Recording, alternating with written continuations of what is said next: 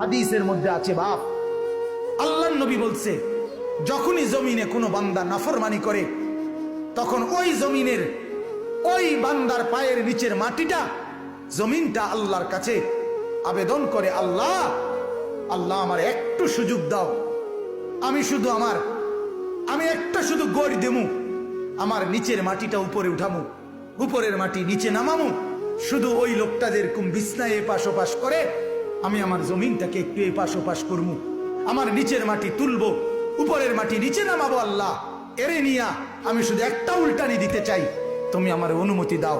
রব্বুল আলামিন তখন বলে ওই জমিনকে, না তুই এমন করিস না, ও যে আমার বান্দা, ওরে না আমি বানাইছি, ওরে আমি বানাইছি, এই জমিন আমি কায়নাত আমার হুকুম দিয়ে বানাইছি, আর ওরে আমি হাত দিয়ে বানাইছি, আমার হাতে বানাইছি, আর নাক আমি লাগাইছি, আর চোখ আমি লাগিয়েছি, আর কান আমি লাগিয়েছি, আর হাত আমি লাগাইছি। আরে আমি সেই মাওলা যে মাওলা কুন বললে ফায়াকুন, যে মাওলা ভ বললে হয়ে যায়। ওরে বানাইতে এভাবে করি নাই, 9 মাস পরে আর মায়ের পেটে রাইখা আমি নিজের হাতে ড্রয়িং করছি, নিজের হাতে একবার নাক লাগাই 100 বার দেখছি ঠিক মতো হয়েছিনি, একবার চোখ লাগাইয়া কুঠিবার দেখছি ঠিক মতো হয়েছিনি। এইভাবে 9 মাস আমি তারে যত্ন করে সাজিয়ে সুম্মা আনশানাহু খালকান আখার, আমি তারে এক মানুষ বানিয়ে এরপরে মায়ের পেট থেকে আমি বের করেছি। যাকে আমি এত যত্ন করে বানাইছি রে, তারে এত অল্পতে কেমনে মেরে ফেলি? না তুই একটু ক্ষান্ত হ, দেখি না ও তওবা করে কিনা, ও ফিরে আসে কিনা, দেখি না।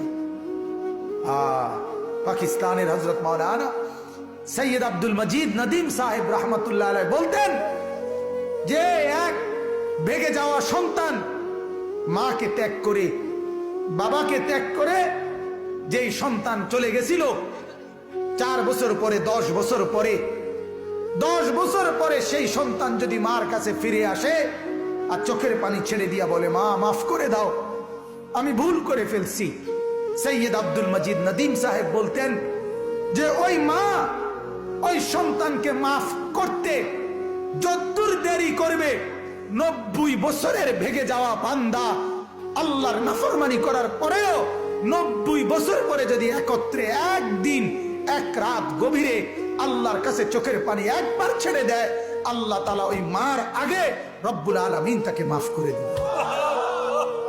এমন যিনি, তার নাম আল্লাহ। যুবক তুই তোকে চিনলি না, হায় হায়, তামসাটাকে জিন্দেগি মনে করলাম। 1 প্লেট বিরিয়ানি দিবে, 1 প্লেট খিচুড়ি দিবে, 2টা জিলাপি দিবে, এর জন্য জিন্দেগিটা কি কামিয়াবি বানাইলা? এটা কি মনে করলা সফলতা?